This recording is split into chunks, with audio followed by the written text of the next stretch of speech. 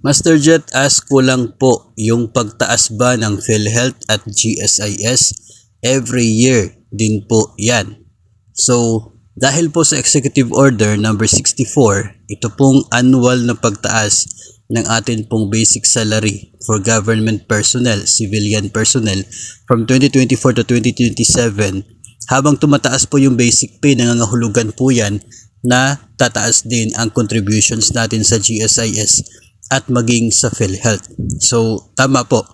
Tama na hanggang 2027, we should expect na tataas din yung deduction sa sahod natin intended for PhilHealth and GSIS. Bagamat wala pong pagtaas sa contribution rate, yung PhilHealth mananatili at 2.5% yung share natin. Ang GSIS mananatili at 9% sa basic pay natin.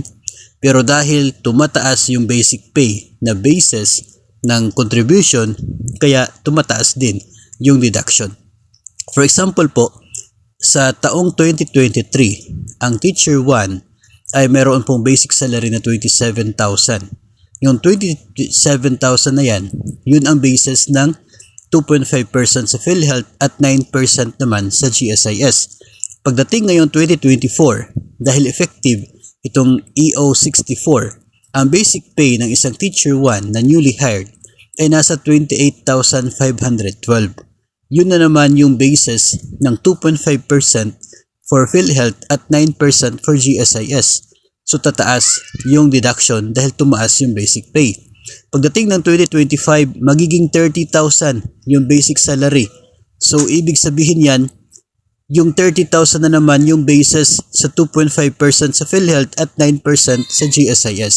Kaya talagang tataas po yung monthly contribution natin every year for PhilHealth at GSIS dahil tataas naman yung basic pay. Nandun kasi o doon kasi nakabase ang contribution po natin sa basic pay.